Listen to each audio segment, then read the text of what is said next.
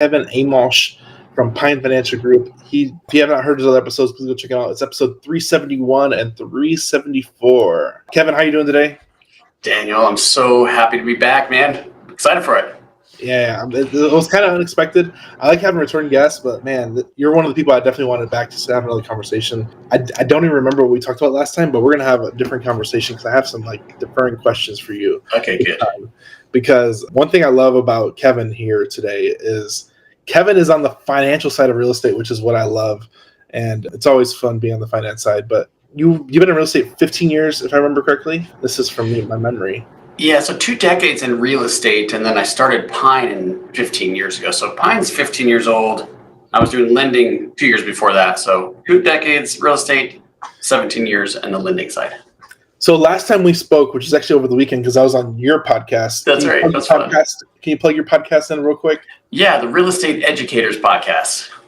So I was just on his podcast, and we're talking about how Kevin loves what he does. So we're going to dive a little bit into why he loves the financial side of real estate and why it's the best part of real estate. Because I think me and Kevin are on the same page in this one. So first of all, please go check out the other episodes because we're not going to repeat the same things here. But why is the financial side of real estate the best side of real estate in your opinion? Well, it's like what we talked about on my podcast when you came on. It's the deal structure, man. It's so you could be so ridiculously creative in real estate when you can negotiate, the financing. So the deal structure, how you negotiate it, how you make your offer, how you present that offer, as you were telling me with that amazing deal you just did, has everything to do with how you're going to finance it. And when you can start bringing in owner financing or private capital and keep the banks and institutions out of your business and your deal, man, it just opens up an entire world for you. Are you still active on the actual deal side, or are you more on the lending side 100%? So no, I'm definitely still active investing. I'm trying to do much larger projects now. So I've got a portfolio of single family homes, and I love them, hate them. They're great, but I'm looking for the bigger profits at this point in my career. So we're looking at more larger commercial, doing some developments like you do. So that kind of thing. Okay. So you're active so let's talk about that. So how do you have a team? How big is your team for the active, and how big is your team for the lending side? Yeah, so the active is really just me. Okay. You don't need a ton. I mean, I can lean on my office. So when I have tenants that call in or they want to bring in their rent, and I have someone help me with the book. So it's pretty much all outsourced at this point. The lending side, man, we're just rolling here. We'll do 20, 25 deals a month. So I definitely need a team for that. There's 13 of us on that side. 13 active on the lending side. On the lending side, right? I mean, that's not bad. That's not a bad. Are they all virtual, or are they in office? Yeah. So if you add the virtual, we have 2 virtual assistants. Otherwise, we have 1 person in Minnesota because we do a ton of business out there. So we want boots on the ground there. And then we have 1 person in Texas, Kim. She's amazing. She was my very first employee. So I hired her in January of 2009. Wow. And she's still with me today. So we're like, sure, you want to go to Texas and work remote? We're going to definitely give you that flexibility. So she's there. Everybody else is in our office here near Denver. Awesome. That's okay. So that's why have a person on the market specifically? Why is that important? Yeah. And maybe it's a little bit different on the lending side than the active side, although I do think that you need some local talent on the ground on the active side as well. But for us, we do a lot of construction lending and rehab and lending. So we need to go out and inspect the property and make sure that it's getting done correctly. Now, I know you could outsource that to title companies, and there's national inspection firms and all of that, but I want someone that I know and I trust to be giving me honest, accurate reporting. So that's why we decided to have a person on the ground in Minnesota. And we do quite a bit of loans out there, so it just makes sense. So every property you're doing a loan on, that person is going physically to the property and inspecting it? Yeah, on the residential side. The commercial side is different. More sophisticated, high net worth borrowers. So we're not as concerned. Their personal guarantee carries a lot more weight than someone that's kind of just getting started. But yes, we want to look at every property. This show is sponsored by HiveMind CRM. It is more than just a CRM. It is a real estate and business mastermind that comes with an all-in-one CRM. You can have unlimited websites and users. You can call, text, RVM, and email all in one user interface. And you can set up custom automations for any type and multiple businesses. 65% of companies start using a CRM system within the first 5 years of business. Once implemented, the Hive Mind will save you on marketing, give you more time, and make more money. One of our users had his first $100,000 month using our system in June. We want to see you automate and accelerate your business. Text us at 210-972-1842 for future meetings, and of course to get our $1 course on how to make more than 6 figures on one land deal. You can schedule your free demo today at hivemindcrm.io. So one thing, I have a question about that too. So I asked the commercial lender about this, but I ask you, but does your basis on you lending on the deal, as far as what's the difference between single family and commercial property as far as that lender? Is it more to the deal or more to the lender, or more to the lender, more to the deal? Because I'm sure it varies for both. Yeah, so on the residential side, we're very deal heavy. So we're like asset-based lending, right? So we don't care so much about credit as much, more now with the current environment, but we don't care as much about credit. We certainly don't care about a debt to income ratio. Like, you're not going to be servicing this loan with your income. This is typically short-term fix and flip or repositioning loans. So the asset itself is going to be what's paying us back, not you. So we don't care about income. But we want a good quality deal, right? If you're not getting into a deal that's going to be profitable for you, one of two things is going to happen. One, you're going to default on the loan, or two, you're going to not default but lose money and then never do business with me again. So we want to be very careful with that. On the commercial side, we got some strong guarantees, so we're less concerned. I mean, I'm still concerned with the asset, but I'm more concerned with the personal guarantee and how strong that is. And then on the asset side, we lower our loan to value. And here's why we do that, Daniel. Commercial assets fluctuate. They're more volatile than a residential asset. And with what's coming, I believe what's coming is some market softening on the commercial side. We want to be just a little bit more conservative. So we're capping our loans at 65% of a stable value. And on the residential side, we're 70% of the as completed or after repaired value. Gotcha. So essentially, if they're commercial, they have to put up more capital because it is more volatile. So it gives you, insures your risk that you're putting out. Yeah, exactly. I mean, gosh, cap rates have been compressed for so long, and with interest rates high and remaining there, you have to see cap rates go up. And for the listeners that don't understand, it's an inverted relationship. So if cap rates go up, values of the asset come down. You have to pay less to get a higher return, right? So I believe we're going to see cap rates increase to keep up with this expensive lending environment. Yeah, 100%. It's just crazy to me because like it's barely like softening. Like people are still selling, like you still see like the 4 and 5 caps still out there. I'm like, interest rates at 8%. What are you guys doing? Yeah, what do you think about that? Is that sustainable? I mean, it's not definitely not sustainable. It's just it doesn't make sense to me. And I get both sides of it because some people are like they're trying to sell now to exit to possibly still get that cap rate, but it doesn't make sense to me. Well, what if you're entering at a 4 or 5, like you say, and by the time you're ready, it's repositioned and you're ready to exit, you're exiting at a 7, which is probably where you should be. 7 or 8 is what you should be at probably. And now you went from a 5 to a 7. That kills your value. Yeah, it definitely hurts it in the long run. Any type of NOI or value increase is probably out the window at that point. Totally. Yeah, zero value increase.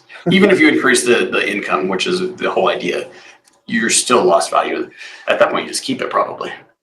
Yeah, just cash flow it. Are you doing like bridge loans or are you doing like long-term financing for this commercial stuff? Yep, it's all bridge, all short-term. The difference is to reposition a commercial asset is a lot longer than to fix and flip a house. Right, so you could be in and out of a house in 4 or 5 months. That's pretty common. On the commercial side, to reposition it might take 2 years, and then you have to season the new leases before the bank will look at it. So you might be 2 to 3 years to reposition something. So it's just a slower process. I didn't realize you had to season the leases. That's new. Yeah, not always. Not always. Every lender, see, in the commercial space, it's not like, I mean, you have some institutional government, institutional money like Fannie, Freddie in the multifamily world. But if you start talking about warehouses and retail, which we do a lot of, there's no big institution other than the banks that do that stuff. So every bank has their own different guidelines because they're keeping those loans on their portfolio. Hmm. Does that make sense, or I go too fast? Are you doing an adjustable rate for your commercial loans, or is it? It's interesting you asked that. So I get that question a lot. It's crazy.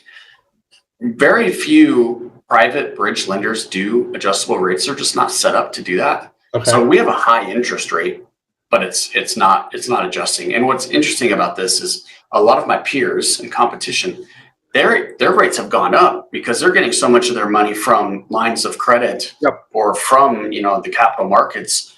Most of our capital is privately raised, so we have a pretty fixed cost of capital. So we've maintained our pricing through all of this crazy environment while all of our competitors are increasing. And we've chosen to do that, Daniel, because, well, think of it this way, supply and demand, right? So there's an increased demand for bridge loans right now because capital constraints, banks are tightening. So demand is up, but our supply is still, maintaining similar levels. So that typically would drive up value, right? Price, high demand, low supply. We've chosen to slow demand down by tightening guidelines a little bit, just being a little more conservative. We want a higher quality portfolio. So we've just tightened up a little bit instead of increasing prices. So everyone around us, prices are going up, we're maintaining. It's really cool because I think a lot of people there's a lot of different lenders out there, but I think that you having private capital, which makes sure your prices stabilized, is priceless. Because, like I said, if you have some type of institutional backing or some type of line of credit, like you have to adjust. I mean, there's no ifs or ands about it. It is what it is. You have to adjust because you have to make sure you're covered. Yeah, think about this. One of our largest competitors in Colorado, almost all of their capital is from lines of credit from different banks. Mm-hmm. And in 2008, when I was just getting started in this industry or with this business, the world was crumbling in around us, at least the credit markets was, and their line of credit got shut off. So they had no more access to capital. Now they had all of these commitments in the pipeline, right, with no ability to fund. So people started not getting their construction draws. People had deals that were getting ready to get to the closing table and there's no money for them. All of that just fell apart. So I think anyone that's highly reliant on lines of credit could have some risk here. That's man. You as potential lendee doesn't even think about that, but I hope that pricked your ears, everybody listening, because that's scary. Yeah, and who knows what's going to happen? I don't think we're going to go through 2008 again, but that was significant, right? But banks did shut lines of credit down. That was happening across the board. How many lenders went out of business because they weren't structured properly? Is this from experience, or you just built that way from the beginning? Well, I mean, I started doing this in 2006, but I wasn't able to go out and get lines of credit you can't get lines of credit when you're just starting because you might have a portfolio of, let's say, $1 million, right? These lines of credit are 20, 30, 40 million. That's kind of the starting point. Yeah. And you need enough collateral to feed into that line to be able to access it. So here's how it works, Daniel. Let's say I have a $100,000 loan, to keep it very simple. We might have an advance rate on a line of 65%, maybe 70% if you're super lucky. So of that $100,000 that I put into a loan, I can now use that loan as collateral to draw maybe $65,000. Okay. So your client usually has skin in the deal, and then you as the lender has skin in the deal. So the bank is being very, very safe, but it doesn't give you to get access to a $20 million line, you need, I don't know, $26, $27 million of collateral to get that, right? So it doesn't make sense when you're starting out. Ooh. One thing I think is crazy because like I think you're alluding to it, but like you starting out not being able to get those credit lines almost made you safer than everybody else because you didn't have that availability. So now you just operate in that you have that safety factor already built in, and like, where everybody else is they might have had that ability to extend. Now they're operating loosely. That's a loose term, but loosely. Yeah. They're operating loosely, and there could be ramifications to that. And in this market, Well, yes, and exactly what you do. Like you're very creative, and you can go out and meet with an owner of a land deal. Are you still there? Oh, I thought I lost you there. Yeah. You go out and meet with the owner of a land deal and figure out some terms, and you could potentially buy these properties with little or no money down, or lock it up for a long period of time so you can go and bring in your capital from selling a piece of the property off, or all the different creative, cool things you do. Now, you've learned that because probably you were forced to. You didn't have unlimited resources, as much money as you could possibly have. So I had a buddy that started investing about the same time I did. Okay. So we were 21, 22, and he had family money, so he had a huge advantage on me. I was freaking broke, man. I didn't have money growing up. I had to earn everything. I had to pay for my own school. I had to pay for my own cars. I had to pay for my own gas insurance. I didn't get any help. So I started investing in real estate. I had to learn how to do that without any cash, right? So I created this creativity that once our career started going, he saw me accelerate much, much faster than he would because he wasn't able to structure deals the way I could. Ooh. And then I remember him sitting down, we were having some drinks, and he sat me down. He's like, man, I wish I didn't have that ability to just go out and get capital. I wish I was forced to learn creative finance. Boom. One thing I love about this is I think a lot of people, they want the easy route, but the easy route might not be the best route. And not knocking your friend at all, but I think when you're forced to go through the trenches, you get a lot of experience going through the trenches, and it's priceless. You really can't put a price on the education of going through the trenches. Yeah, that's exactly what you're doing right now, man. And I know you have your fund coming up, and you're going to be doing some really special things. And investors that are looking at something like that should have a lot of comfort because you've been in the trenches, right? You know what the hell you're doing. Yeah, that's so cool, man. I really appreciate that because it's been hard, man. It was hard for I'm sure it was hard for you for probably 5 years, maybe 7 years. Oh yeah.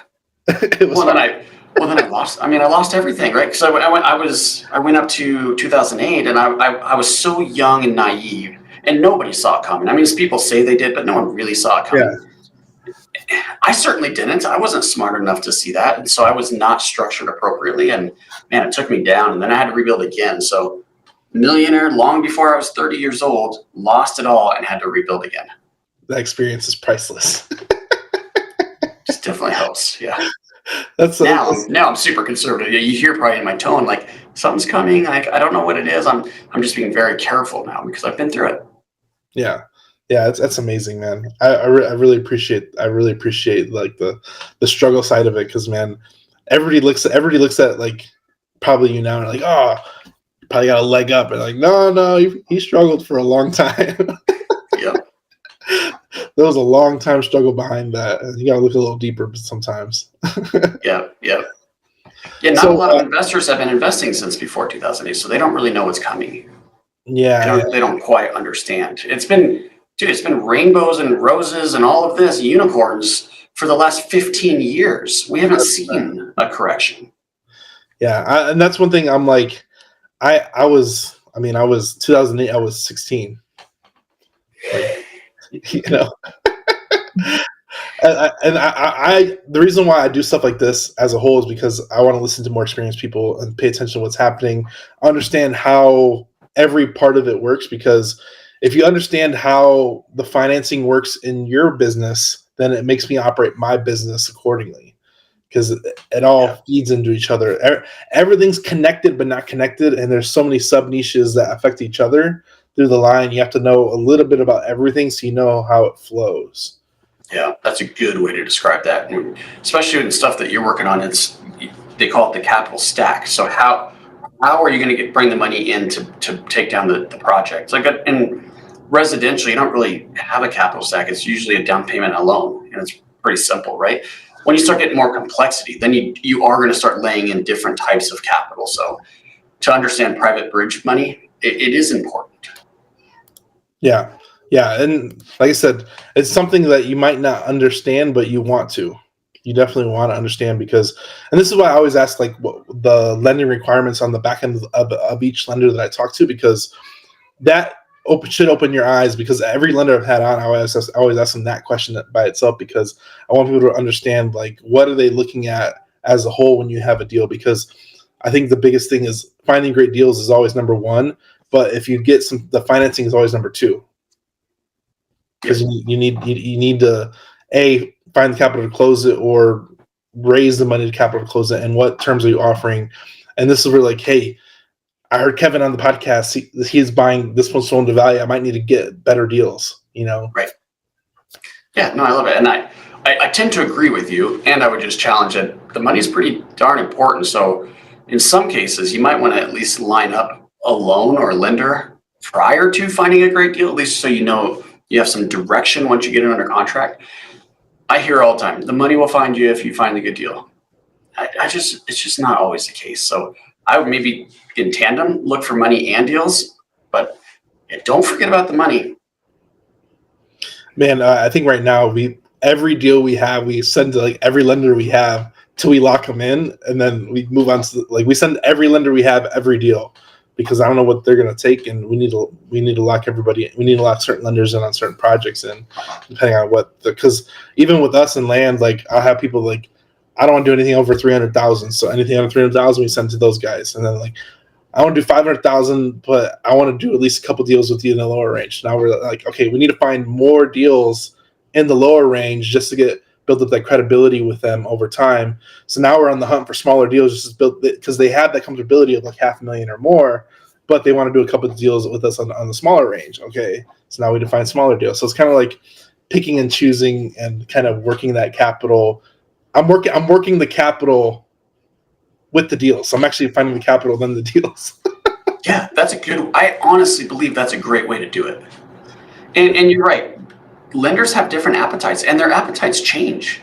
They do. Like for us, for example, I mentioned that we're tightening guidelines a little bit. Well, we've reduced our maximum loan from, we were doing deals over 6 million, which is small, but for us that's big. And we lowered it. So now we're not doing anything over 4 million, because we just want to create more diversity over our portfolio. But that just changed. Like overnight we met, we're like, let's stop doing it. If you and I talked a week ago and then we changed that, and then you might be looking for a $6 million deal now, and now we can't do it anymore. So it's a constant work in building those relationships. And I think having constant communication with your lenders as a whole too, because that decision can be made overnight. Yeah. And you need especially in the private capital side. It's like institutions, they change too. Their appetites are constantly changing too, but private money, for sure. Yeah, we just talked to a private money guy, and I was telling him, I was like, maybe it's not the time. Maybe it's not the time. We need to build up a balance sheet a little bit more, and we'll talk to you in a few months.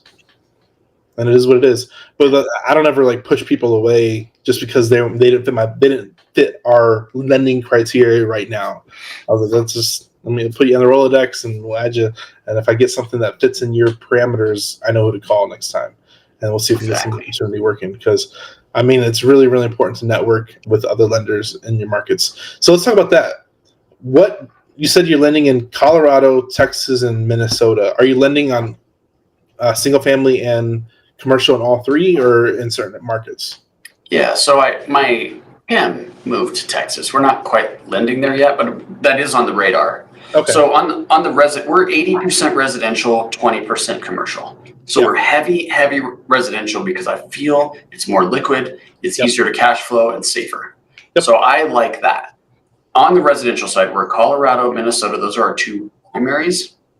We also do quite a bit in Wisconsin, and now we're doing deals in DC. So we might do 1 or 2 deals a month in Washington, DC. So there's a story behind each move. I know it's kind of scattered, but so those are the 4 markets we're on the residential side. On the commercial side, we will look across the country. We're funding another one in Chicago this week, for example. So we're kind of spread out, but again, we're chasing those balance sheets. So we're looking for higher quality guarantee and a good, strong project. Yeah, 100%. This is a side question more on the organization side. What does it take to become a lender in the United States, as far as like through are you guys regulated? Do you have licenses? You have to follow certain lender. I know you have to follow certain lender requirements, but like what does that look like on your side? Because I'm really curious about this one. Yeah. So private money is very crazy. And the reason I say that is there's no federal regulation around it. So it's all state level.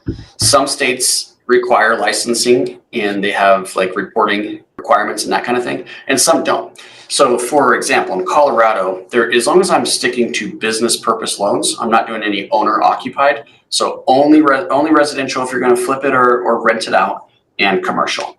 As long as I stay in that world, there's no licensing requirement or regulation at all in Colorado.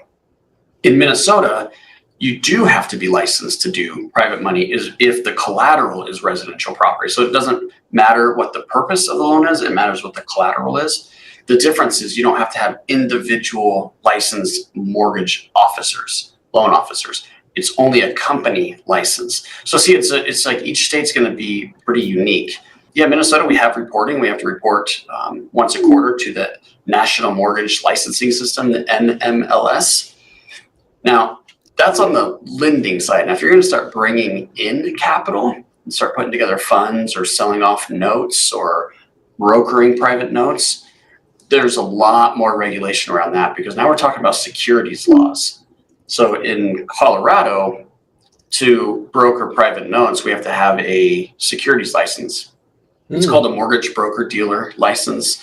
And so it's just a broker dealer, but it's dealing with mortgages. And you got to pass a securities exam. It's a Series 63. Then you have to be bonded and you have to have all of that. So we have all of that in Colorado for the transacting loans that are originated, but you don't need the license to originate. And then Minnesota, opposite. You don't need a securities license, but you need to lend money. You need the lender license. Gotcha. Okay. So it's a little different for everything, and this is where like I think a lot of people, they want to get in the financial side, but it seems intimidating. Sure. Yeah, because it's so capital intensive. Yeah. So let me ask you this: so to get bank capital, you have to have a balance sheet. To get private capital, it's just relationships, right? Yeah. It's just like what you're doing, raising money in a fund. It's just that. So if I could meet an investor that's interested in investing in a fund, and I can convince them that my fund is their right investment, then they're going to invest with me, right? And then I could go out and use that money to generate business. So it's just selling. You got to have a good product, and you got to be credible. Yeah. Which takes time. It takes time. Yeah. It takes time and experience.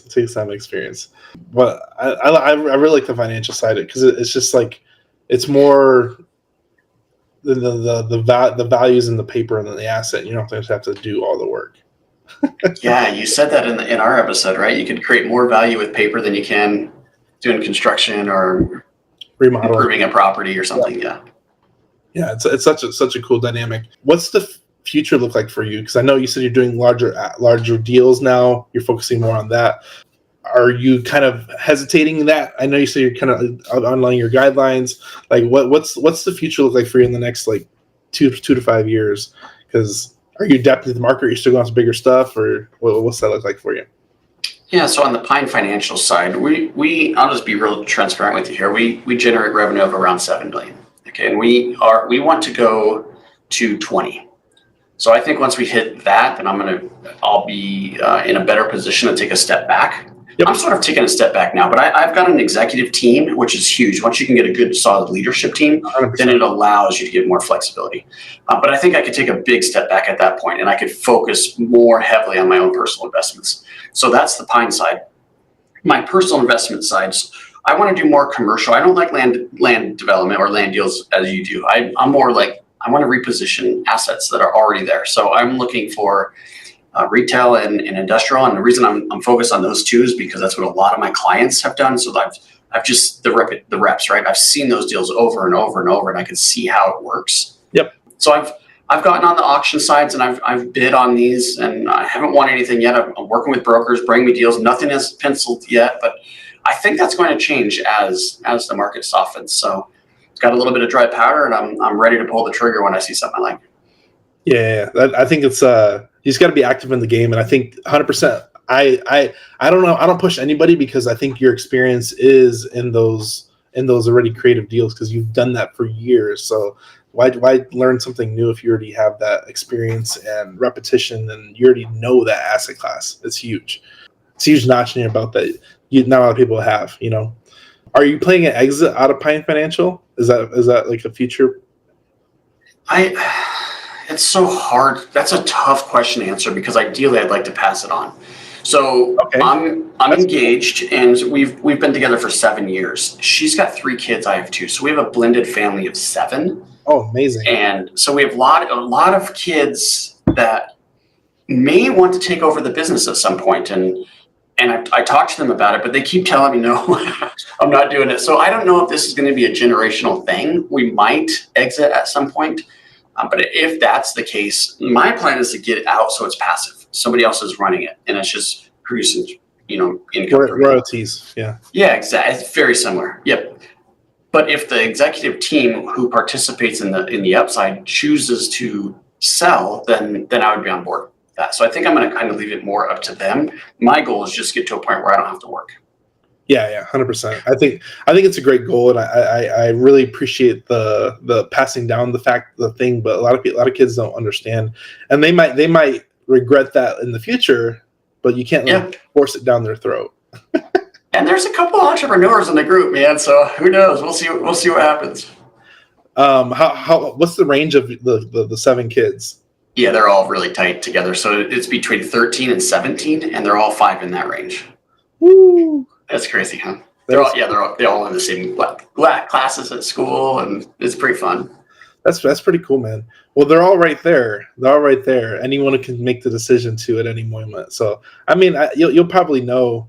I know. I don't think you're retiring anytime soon, but I think you'll know in the next 5 to 10 years. Right. And real estate has been such a blessing to me. I can't even tell you how grateful I am for this. Yeah. But I've been in a position where my passive income is more than my expenses. I've been in that position for years and years. I just love this so much. I would just like to be able to take a step back from Pine because I want to focus more on my own. But I enjoy, like you, I enjoy the deal structure. I love putting it together. I like that more probably than the Pine stuff. But man, I'm having fun with this too. It keeps you busy, and it's like you love what you do. It's not necessarily work for you, Right. And I get to help people, right? I help Absolutely. My investors make money in the fund. I get letters all the time how that's changed their life to be able to consistently count on this consistency. And then I'm helping my borrowers, people that are borrowing the money, create financial freedom as well because they're out there fixing and flipping or doing commercial deals, and they're all making money. So it's just a good business to be in. Is your back end on the fund model? As far as the capital stack? What do you mean? Is your private capital on the fund model itself, or is it like private?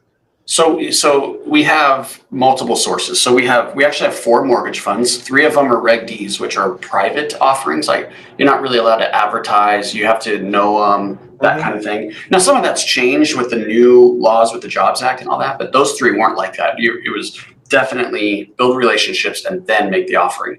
And our most recent one's a public fund. It's a Reg A, so I could actually advertise that one. So we have 4 mortgage funds, and we are layering in a little bit of debt with lines of credit, but it's about 10% of the total portfolio, actually a little bit less than that. So we're still in a really strong position. And then we sell off individual loans when we need additional liquidity. So let's say we have a deal coming up that we need to fund. Yep. We might sell some loans. That's where I need the license for, right? So I might sell some loans to generate some extra capital so I can close on that loan. So it's kind of where we got it from many different sources, and there's revenue streams from each one depending on where the money's coming from. Were you always on the fund model on the 4, or is it kind of recent adaptation? We started the first fund in 2009, but in 2006 to 2008, when I was working with somebody else, all we did was private note, like brokering, right? So I would bring in, let's say John had $100,000 and Sam wanted $100,000. I would just bring those 2 together and charge a fee for it. And then once I started in 2008, I continued that model until I was getting feedback that, hey, it's getting too expensive. We need options where I'm not putting all my money into one deal. So I need more diversification, a lower investment amount. I want some liquidity. Look, debt isn't liquid. Despite what you hear, you can sell notes, but there's not a market for it. So if you don't know somebody who wants it, then you're going to probably have to discount the note to get it sold. So we don't call notes liquid, right? But they wanted liquidity. So if you created a fund and you're invested in a lot of projects that are paying off and money's coming and going, there's some velocity there, that created the liquidity, a much lower investment amount, and then obviously the diversification. So we started that fairly early in the career, about 1 year into Pine starting. Oh, okay. Okay, that's good. Yeah. And then it's just been a different fund. Each time we hit a threshold from the Securities and Exchange Commission, we start a new fund. Yeah. Well, one thing I've noticed now that I've been delving into the fund space is that a lot of companies are, and I didn't know that till I asked that question. So like a lot of people, they use the fund side of it, but don't actually, I mean, sometimes they can't say, and B, like it gives them a lot of like amplification of capital that is really required in some of these businesses. And that's what I'm learning, is that a lot more people use it than you think, and the people that use it are really sometimes doing bigger things than normal because they have that in their back pocket. Well, that all came out of the Jobs Act, right? They started the Reg A Plus came out of that law, so they're allowing small companies like you and me to publicly advertise our security now. That was never a thing, right? So they're trying to. And I say I'm just talking about lawmakers in general. They're trying to make it help companies to create more jobs, right? That was the whole point. So if we could help them raise the capital they need, then it's going to create jobs, and that's good for the country. So that's where it all came from. Yeah, I think I've learned a lot over like the last 6 to 12 months, because I realized that there's a lot of good businesses out there. They're just not funded properly. So once you get the right funding, you can really amplify and create a lot of business opportunity, wealth creation, job creation, asset creation. I mean, even development or remodeling, like that whole. There's a whole thing that comes in that once you get the capital in place, and it's just creating the right vehicle for people to invest in. That's all it is. Yeah, and this is something good for you to know with your fund coming up. It's probably going to be a lot of accredited investors, I would assume. So you're going to want accredited investors. Yep. So there's some discussions right now, Daniel, that they were going to add an educational requirement to become accredited. So you don't necessarily need to hit the financial requirements that we have set today. There may be an option for somebody that wanted to invest with you to go through a little class and maybe take a small exam all online, and then they would qualify as accredited, and then you could accept them as an investor. So we'll see where that goes, but that's going to open up a lot of potential investors to us. That's amazing. So I think the accredited investor requirements, people hit them, but it's very hard to hit them. As especially this is where I think like the threshold to become wealthy, you have to have money, and it always hinders the people that are starting from scratch. So I think opening up that threshold, I think it creates a lot more opportunity, because a lot of people don't even understand. They might not even heard accredited investor term. Yeah. Well, it's kind of a weird requirement, because they use the accredited investor so the government knows they don't need to be as careful with them. They don't have to protect them as much as the non-accredited. But what's interesting is, because it's a net worth requirement, the main one is a net worth requirement, people might have an inheritance, right? And get this money, then all of a sudden become accredited and not know what they're doing. Yep. Right? And they're going to be investing in projects, and they don't know how to analyze risk. Right, so it's weird that it's only a financial requirement when that doesn't really tell you much about their sophistication, right? 100%. There's 100% wealth bathed down, and then it just fucking disappears into the ether from bad GPs and bad funds and carelessness. That's right. Yeah, so maybe an education piece makes a ton of sense. That's a better way to keep people safe. I believe. That's huge. I think that's huge, man. Education, I think, should be paramount with everything. And I think if you if you are a accredited investor and don't know what you're doing, please get educated, because that opens up like your. I always advise people, like people that inherit money, like I always tell them, like, dude, you could do this. You can do. There's a lot of things you could do, but if you don't know what to do with it and how to make money with money, you're gonna burn it, and you're gonna burn it real quick. I mean, I see it all the time with people inheriting capital, and you hear the horror stories of the lottery people, and it's just it's a bad. It's a hindrance more than a help to some people. Oh, it's an amazing statistic, which I don't know what it is right now, but the number of inheritance that are supposedly generational that last one generation. Yeah, they're gone. Like like 90% or something. It's like staggering how much, if you don't teach your kids and educate them, when they get the inheritance, it just goes away. Here's a parent question. How are you instilling that in your kids? It's tough, man, because we live in a neighborhood, like a nicer neighborhood, and there's like all the kids are getting their cars paid for, and they're all turning 16 right now because that's where the age that we're at. Yeah. All the parents are buying them cars and paying their debt, and they're doing all this, and we're just not doing that. So now our kids they feel like they're at a huge disadvantage because we have one car that they can all share until you go out and save up and buy your own. And so they're learning an extremely difficult lesson right now, right? They have to go out and work. We play cash flow. I don't know if you know the game. I have it. Yeah, I love that game, and it gives you such a great opportunity to go through different lessons with the kids. So we'll sit down and play it, and then we'll start getting more creative. Like, oh, you want to buy this property?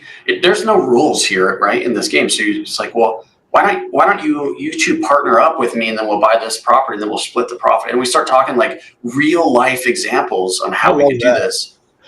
Yeah, but that game allows for that, right? So we play that game, and then, man, I've been trying to. They're all working. We're trying to get them to start being interested in Pine, right? So two of the middle little kids, Branson and Maddie, they're going to start running our our TikTok. I'm not on TikTok. Yeah, so it's the TikTok one.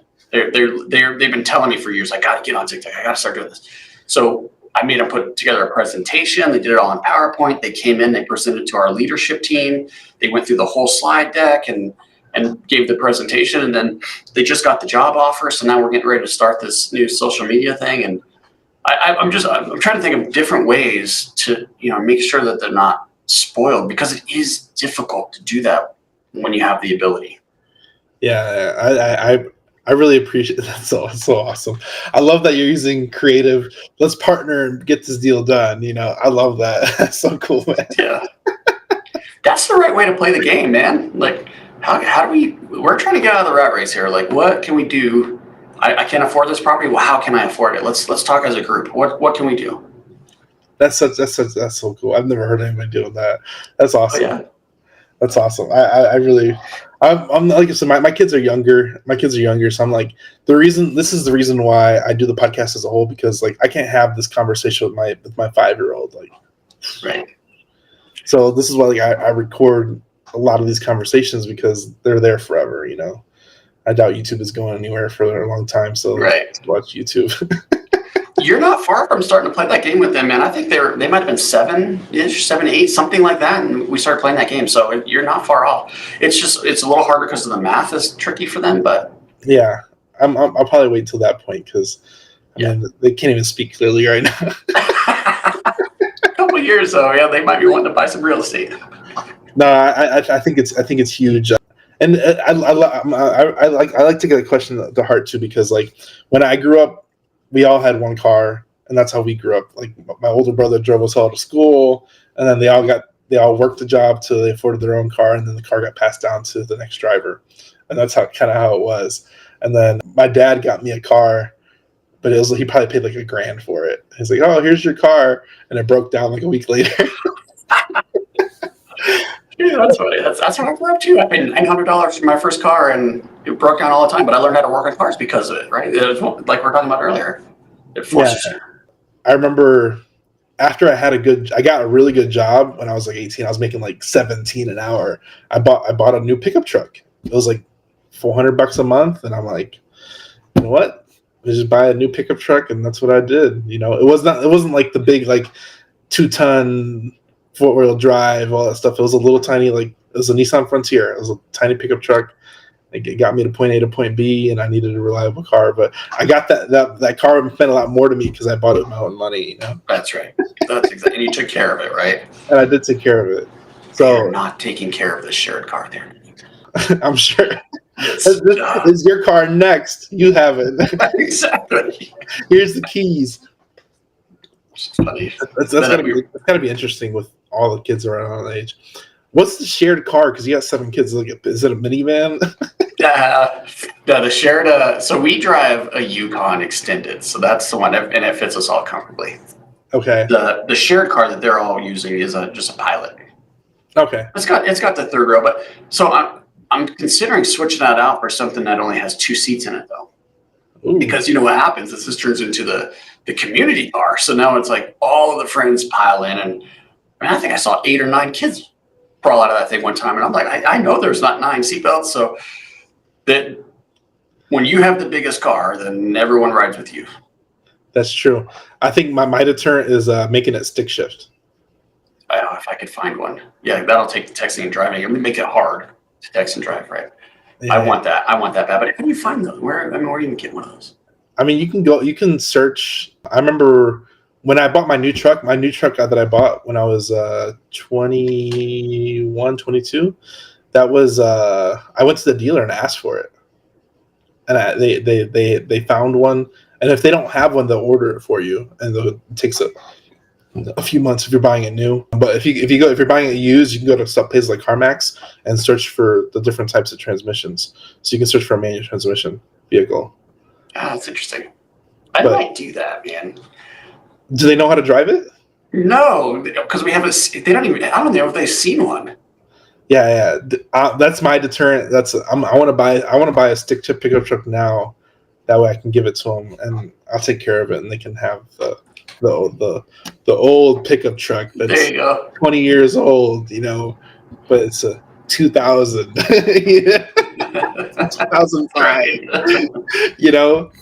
It's gonna be a historic vehicle, Yeah, I might do that. So we've cruised around on 4-wheelers, so they know how to shift, but the 4-wheelers didn't have a clutch, so they don't know they don't know how that feels. But gosh, I think I could teach them pretty quickly. Do you know how to drive stick? Oh yeah. Okay, yeah.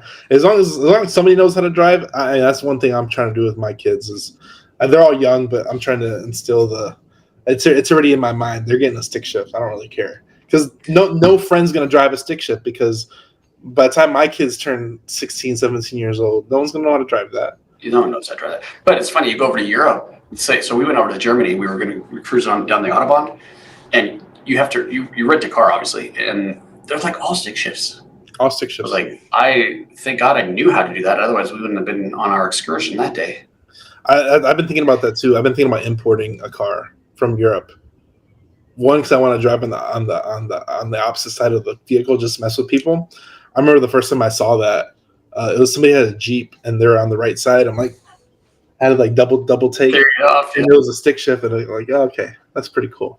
I just want to mess with people. So they drive on the left side in the Bahamas, and they don't have a ton of stoplights on those islands down there. So it's all like roundabouts. Yeah. Something to throw you off, go on a roundabout the wrong way. That takes a little bit of getting used to. Because you're on the left side, so you go into the roundabout around the left, and I was on a moped and I went the wrong way, dude. Just these cars come flying around. I'm like, oh shit! Jumped up on the sidewalk on my little moped. My first roundabout in the Bahamas, yeah. That'll do it. I had no idea. Pretty funny. It's so scary. This is such a good podcast. Where can people find you online? And what's your podcast again? Yeah, the podcast is Real Estate Educators. It's on all the platforms. I had a great time with you, Daniel, when you came on. Learned a lot from you. Thank you for that. I am going to implement some of what I've learned.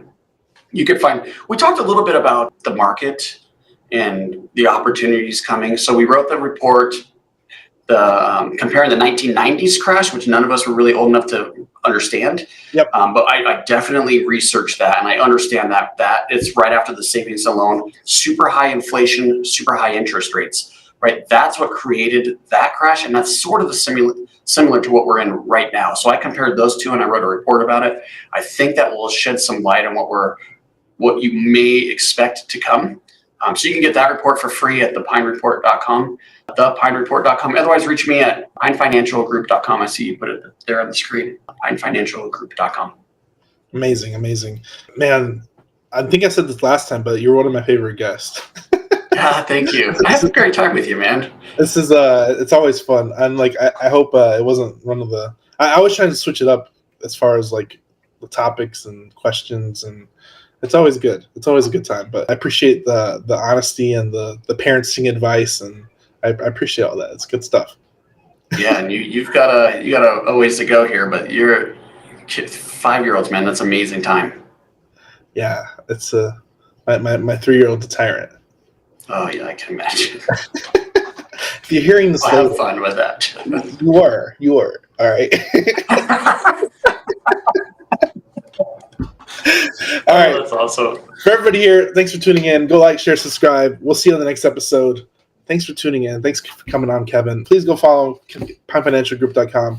We'll see you next time. Thanks for tuning in. Thanks, Daniel.